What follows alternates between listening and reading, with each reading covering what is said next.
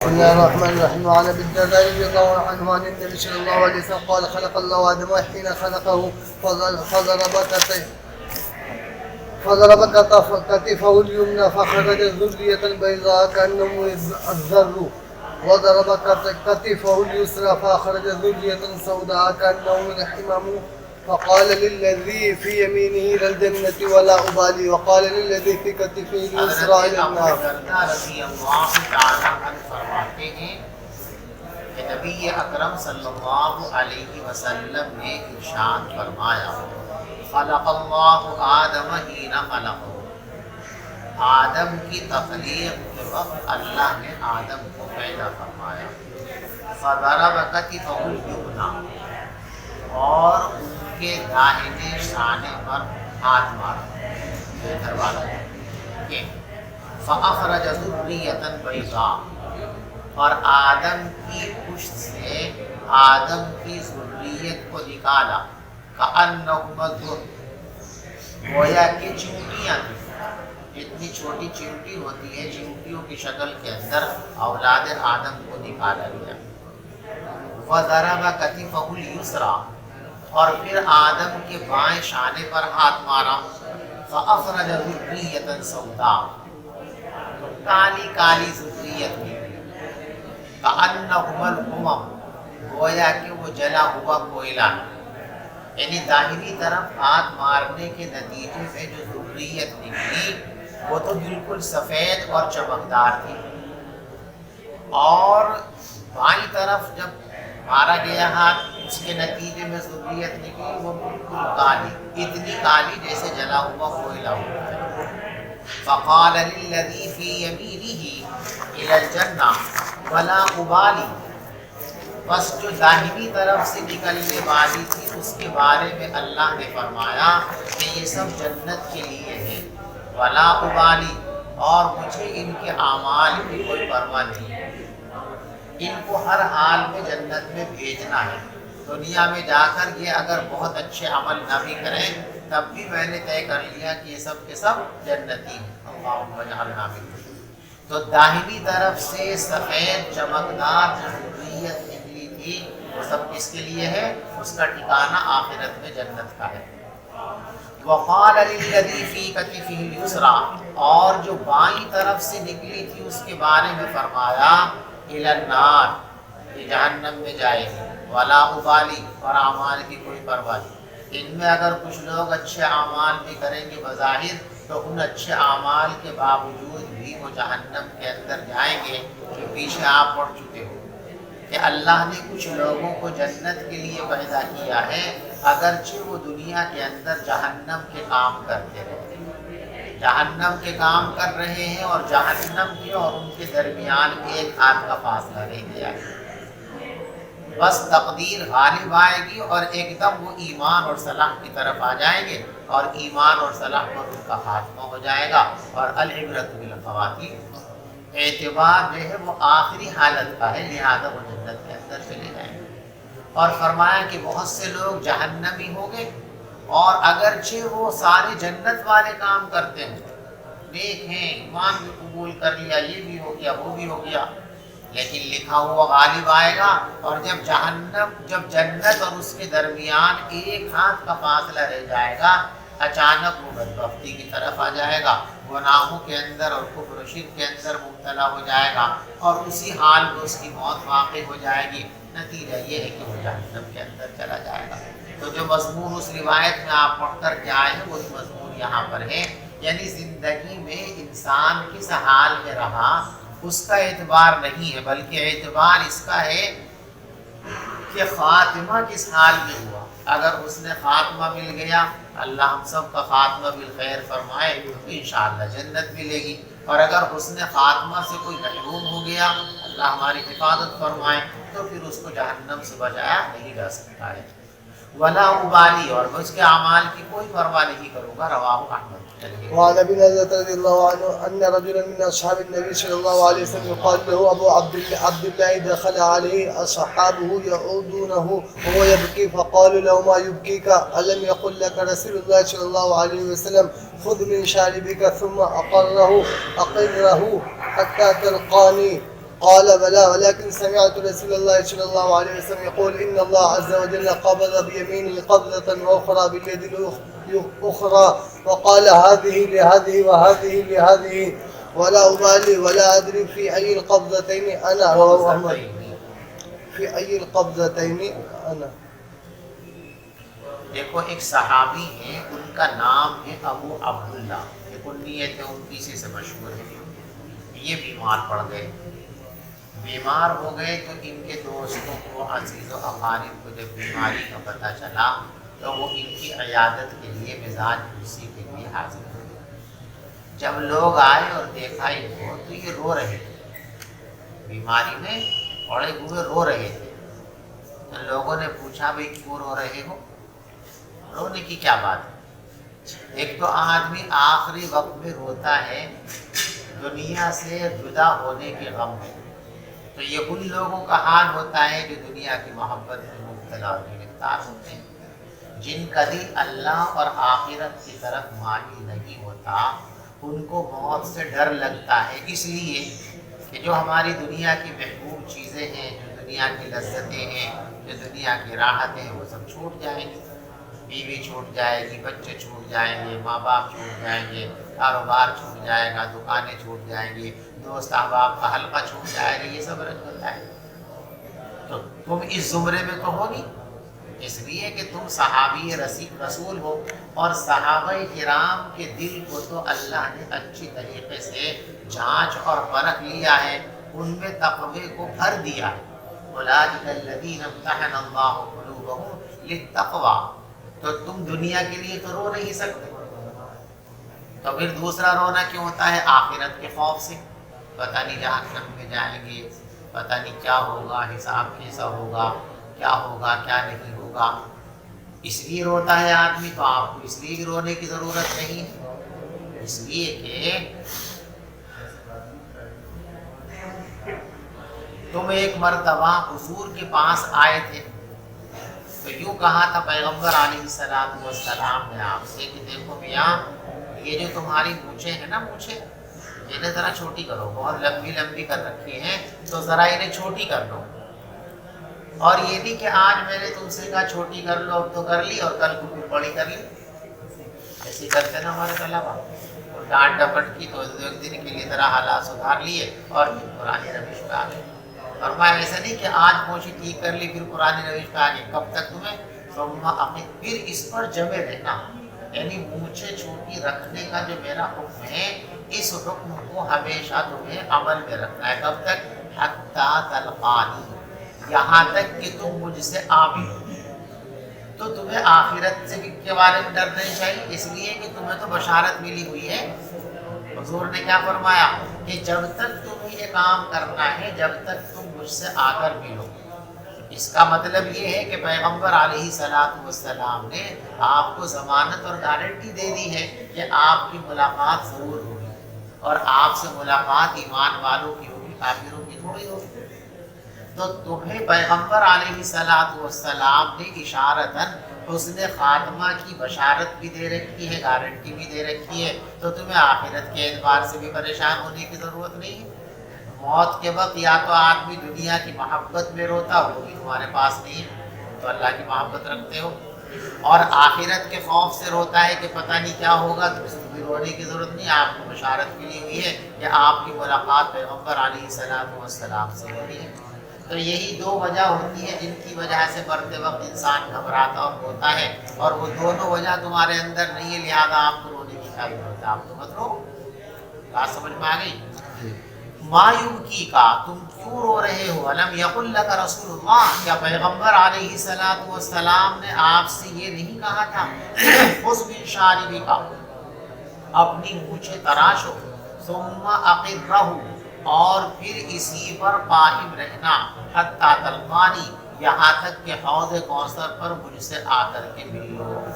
تو حوض کوثر پہ مسلمان ہی ملیں گے، کافر نہیں ملے گا. تو حوض کوثر پہ ملنے کا وعدہ حضور نے فرما لیا. اس کا مطلب یہ ہے کہ تمہارا خاتمہ ایمان پر ہوگا. اللہ ہم سب کا خاتمہ ایمان پر فرمائے. قال بلا، تو انہوں نے فرمایا کہ ہاں، مجھے پیغمبر علیہ السلام کی یہ بشارت اور یہ خوشخبری याद है अच्छी तरीके से, भूला नहीं। फिर क्यों रो रहा हूँ? देखो इसमें ज़बरदस्त सबक है। कितने ही अच्छे आपके हालात हों, लेकिन फिर भी अल्लाह से डरते रहना चाहिए। अपने अच्छे अहवाल पर बेखौफ होकर के बैठ जाना ये ईमान के मुनाफिक है। फरमाया लेकिन मैंने पैगम्बर अलैहिस्सलातु वस्सलाम को ये इरशाद फरमाते हुए सुना है कि अल्लाह तबारक व तआला ने अपने एक हाथ में एक मुट्ठी भरी लोगों के यूं मुट्ठी में बहुत सारे इंसानों को लिया और फरमाया ये तो जन्नत के लिए है, और दूसरे हाथ में एक मुट्ठी भरी कि ये इसके लिए जहन्नम के लिए है।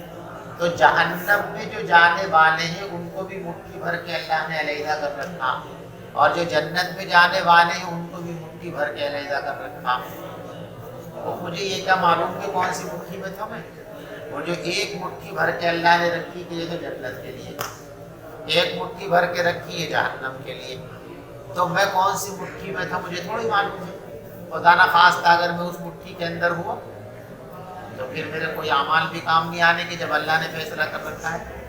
ये खौफ है, यानी उसने अमल के बावजूद, अच्छी हालत के बावजूद अपनी हालत पर गुरूर और घमंड नहीं करना चाहिए, बल्कि आखिर वक्त तक अल्लाह से डरते रहना चाहिए और अल्लाह से खात्मा बिल खैर के लिए दुआएं करते रहना चाहिए और अपना ये इस्तिग़फ़ार करते रहना चाहिए, गुनाहों की माफ़ी अल्लाह से मांगते रहना चाहिए। बात समझे? अल्लाह ने एक हाथ में एक मुट्ठी ली और दूसरे हाथ में एक मुट्ठी ली और फिर फरमाया हाज़िही व हाज़िही, ये इसके लिए और ये इसके लिए। यानी एक मुट्ठी को फरमाया कि ये जन्नत के लिए और एक को फरमाया ये जहन्नम के लिए। वला उबाली वला अदरी फी अय्यतिल क़ब्ज़तिन, और मुझे नहीं मालूम कि मैं अल्लाह की उन दोनों मुट्ठियों में से कौन सी मुट्ठी के अंदर था।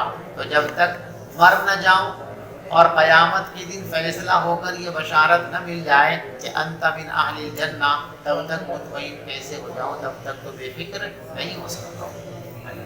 وعن ابن عباس رضي الله عنهما عن النبي صلى الله عليه وسلم قال أخذ الله الميثاق من ظهر آدم بنعمان يعني عرفة فأخرج من صلبه كل ذرية ذرعا۔ देखो ये रिवायत कुछ इख्तिलाफ अल्फाज के साथ पीछे गुजर चुकी है, वही मज़मून दोबारा लाया जा रहा है। मैं उसमें तर्जुमा कर देता हूँ, जो नए अल्फाज होंगे उनकी तशरीह कर दूँगा। अन इब्न अब्बास रज़ियल्लाहु अन्हु अन नबी सल्लल्लाहु अलैहि वसल्लम क़ाल, पैगम्बर अलैहिस्सलातु वस्सलाम ने फरमाया अख़ज़ल्लाहुल मीसाक़ मिन ज़हरि आदम, अल्लाह ने आदम की पुश्त से उनकी ज़ुर्रियत को निकाल कर एक पैमान लिया। बिनामाना, मैदान अरफात जहाँ 9 ज़िलहिज्जा को तमाम हुज्जाज किराम जाते हैं, अल्लाह बार बार हमको वहाँ की हाज़िरी नसीब फरमाए। उसके बराबर में एक वादी है जिस वादी का नाम नामान है। उस वादी नामान के अंदर ये अहद पैमान का सिलसिला पेश आया था। बिनामाना यानी अरफता, फ़अख़रज मिन सुल्बिही कुल्ल ज़ुर्रियतिन ज़रअहा, तो अल्लाह ने आदम की पुश्त से निकाला आपकी हर उस औलाद को जिसको अल्लाह पैदा फरमाने वाले हैं। फ़नतरहुम बैन यदैहि, फिर उनको फैला दिया उसके सामने कद्दर्री, चींटियों की तरह, यानी जो चींटियों का साइज और जसामत होती है, इतनी बड़ी जसामत के अंदर वो तमाम होंगे। सुम्मा कल्लमहुम क़ुबुला, फिर अल्लाह ने आमने सामने उनसे गुफ्तगू की। सबको अल्लाह के सामने पेश किया गया, और जैसे मुक़र्रिर एक मजमे के सामने तक़रीर करता है, बिल्कुल ऐसे आमने सामने अल्लाह तबारक व तआला ने उन तमाम रूहों से खिताब फरमाया। और वो खिताब ये था, क़ाला, अल्लाह ने फरमाया अलस्तु बिरब्बिकुम, क्या मैं तुम्हारा रब नहीं हूँ? क़ालू बला, सबने कहा जी हाँ आप हमारे रब हैं। शहीदना अन तक़ूलू यौमल क़ियामा इन्ना कुन्ना अन हाज़ा गाफ़िलीन, हम गवाह हैं, कहीं ऐसा ना हो कि तुम क़यामत के दिन ये कहने लगो इन्ना कुन्ना अन हाज़ा गाफ़िलीन, कि हम तो इससे बेखबर थे। जब दुनिया में जाओगे तो तुम ईमान नहीं लाओगे, बुरे अमाल करोगे, जब क़यामत में हम कहें जनाब तुमने ऐसा क्यों किया? तो तुमको जी हमें तो पता ही नहीं था कि ये खुदा को मानना है या दो को मानना है, हमें क्या पता था। तो ये अच्छी तरीके से याद रखो, ये जो अहद व पैमान हमने लिया है हम इस पर खुद गवाह हैं। लिहाजा तुम क़यामत के दिन इनकार करना चाहो तो तुम्हारा इनकार चलेगा नहीं। औ तक़ूलू, या तुम यूँ कहने लगो इन्नमा अशरका आबाउना मिन क़ब्ल, कि जी हम क्या करते, हर बच्चा अपने बाप के नक्शे कदम पर चलता है। हमने अपने बाप दादा को देखा कि बुत परस्ती कुफ्र और शिर्क के अंदर मुब्तला थे, तो हम उसको छोड़कर कहाँ जाते हैं, हम उनके पीछे लगे। तो ये नहीं क्यों लगे पीछे, जब आपको पहले से तालीम दे रखी कि आपको सिर्फ अल्लाह की इबादत करनी है। वकुन्ना ज़ुर्रिय्यतम मिन बादिहिम, और हम तो उनकी औलाद थे, उनके पीछे चलने वाले। अफतुहलिकुना बिमा फ़अलल मुब्तिलून, तो क्या आप हमको हलाक फरमा देंगे उस अमल की वजह से जो गलतकार लोगों ने किया है। यानी देखो क़यामत के दिन तुम ये भी नहीं कह सकते कि हमें मालूम नहीं था, और ये भी नहीं कह सकते कि हम बेकसूर थे, हमने तो देखा देखी ऐसा काम कर लिया, जब अल्लाह ने अक़ल शऊर भी देकर के आपको भेजा है और पहले ही आपको ये तालीम दे दी है, तो अब आपको उससे इनहिराफ करने की इजाज़त क्यों कर दी जा सकती है। रवाहु अहमद। وعن أبي بن كعب رضي الله عنه في قول الله عز وجل وإذ أخذ ربك من بني آدم من ظهورهم ذريتهم قال جماعة. یہ بھی اسی مضمون کی روایت ہے، ذرا اس میں کچھ نئے مضامین بھی ہیں، الفاظ بدلے ہوئے ہیں، میں آپ کے سامنے اس کی تشریح کروں گا۔ حضرت ابی بن کعب رضی اللہ تعالیٰ عنہ وَإِذْ أَخَذَ رَبُّكَ مِنْ بَنِي آدَمَ مِنْ ظُهُورِهِمْ ذُرِّيَّتَهُمْ کی تفسیر کرتے ہوئے ارشاد فرماتے ہیں جمعہم، اللہ نے تمام اولاد آدم کو جمع کیا، فجعلہم ازواجا، پھر ان کو جوڑے جوڑے بنائے، ثم صورہم، پھر ان کی صورت گری کی، فاستنطقہم، پھر ان کو قوت گویائی عطا فرمائی، فتکلم، چنانچہ بولنے لگے، ثم اخذ علیہم العہد والمیثاق، پھر اللہ نے ان سے عہد و پیمان لیا، واشہدہم علی انفسہم، اور ان کو انہی کے لیے گواہ بنائے، ان کو انہی کے خلاف گواہ بنائے۔ کہ دیکھو تم نے اقرار کیا، گواہ رہنا، اچھی طریقے سے یاد رکھنا کہ تم ہم سے یہ اقرار کر چکے ہو۔ کیا تھا وہ اقرار و عہد و پیمان؟ الست بربکم، اللہ نے فرمایا تھا کیا میں تمہارا رب نہیں ہوں؟ قالوا، تو سب نے یوں کہا تھا الست بربکم، قالوا بلا، سب نے کہا ہاں ہاں آپ ہمارے رب ہیں۔ قال، تو اللہ نے فرمایا تھا انی اشہد علیکم السماوات السبع والارضین السبع، دیکھو میں نے تم پر گواہ بنا لیا ہے ساتوں زمینوں کو اور ساتوں آسمان کو۔ اگر کل کو تم یوں کہنے لگے کہ ہم نے تو کوئی عہد و پیمان نہیں کیا تھا، ہماری تو اللہ میاں سے کوئی بات چیت ہوئی نہیں تھی، تو ساتوں زمینیں گواہی دیں گی کہ ہاں ہوا تھا یہ معاملہ، اور ساتوں آسمان بھی گواہی دیں گے۔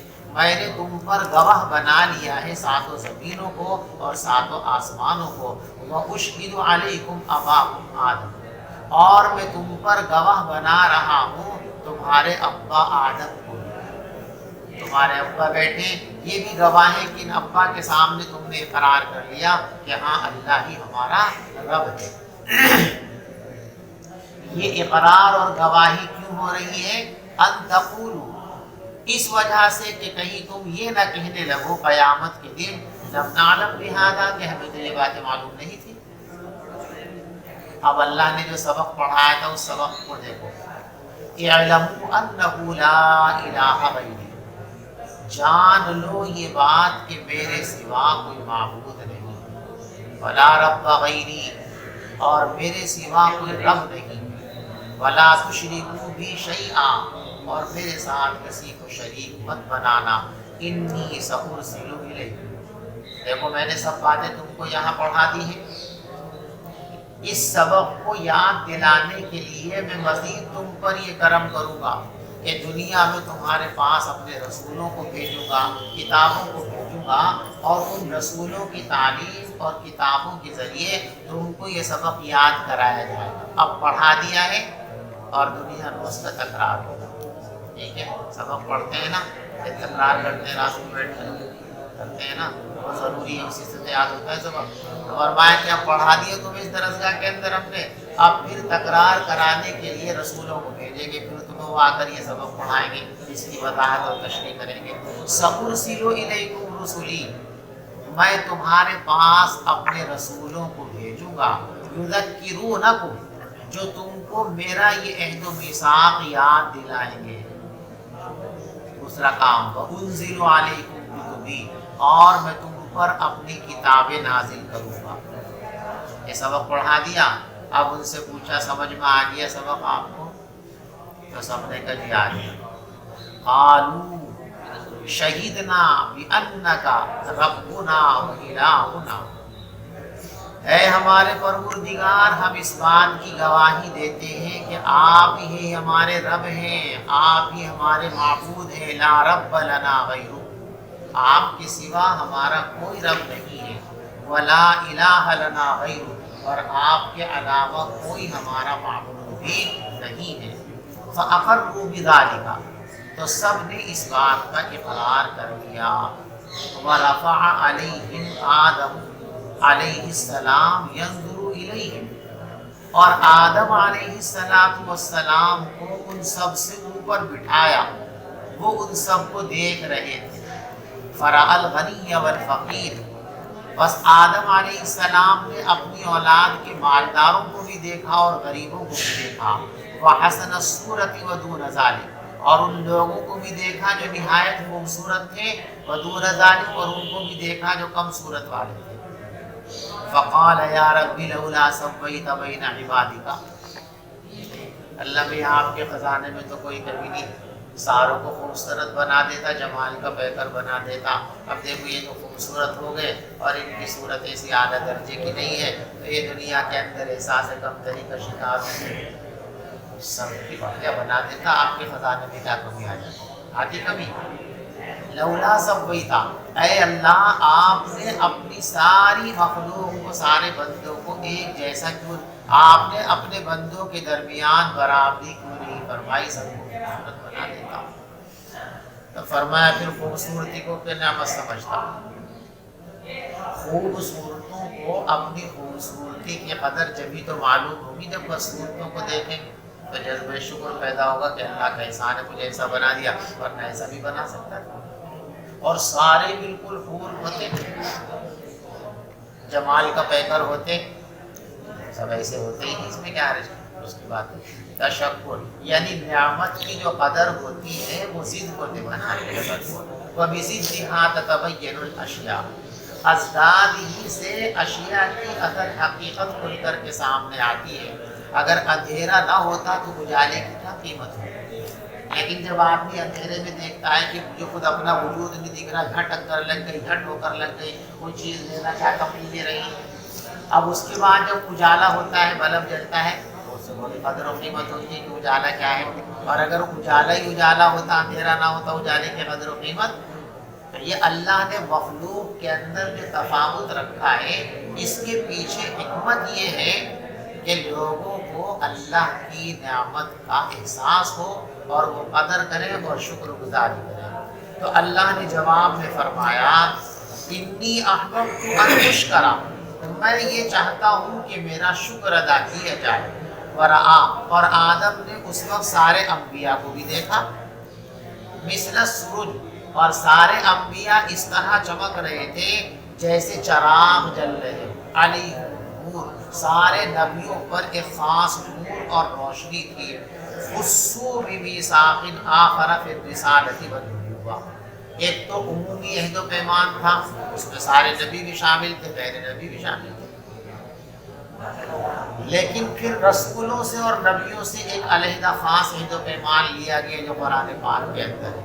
وَإِذْ أَخَذَ اللَّهُ مِيثَاقَ النَّبِيِّينَ لَمَا آتَيْتُكُم مِّن كِتَابٍ وَحِكْمَةٍ ثُمَّ جَاءَكُمْ رَسُولٌ مُّصَدِّقٌ لِّمَا مَعَكُمْ لَتُؤْمِنُنَّ بِهِ وَلَتَنصُرُنَّهُ، کہ دیکھو ہم تمہیں رسول بنائیں گے، نبی بنائیں گے، تم کو کتاب دیں گے، پھر تمہارے بعد ایک اور نبی ہم بھیجیں گے، اور وہ نبی تمہاری شریعت کی تصدیق کریں گے، تمہاری کتابوں کی تصدیق کریں گے، تمہاری نبوت کی تصدیق کریں گے.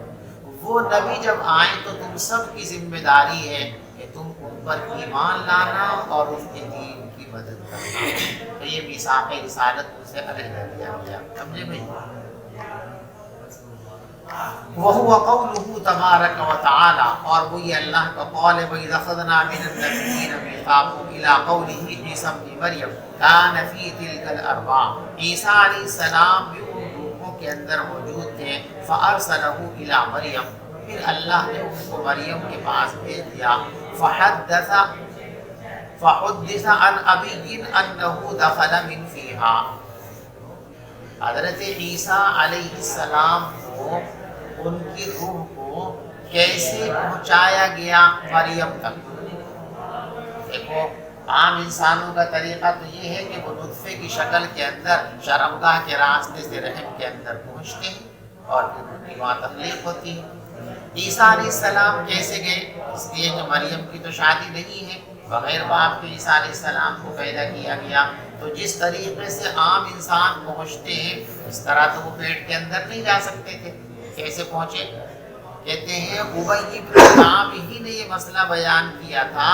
دخل من فیہا، فی معنی ٹھیک ہے نا، وہ داخل ہوئے تھے مریم میں، مریم کے منہ کے راستے سے ادھر سے ان کو اندر پہنچایا گیا تھا اور پھر ان کی ولادت کے ذریعے ان کا ظہور ہوا. رواہ احمد.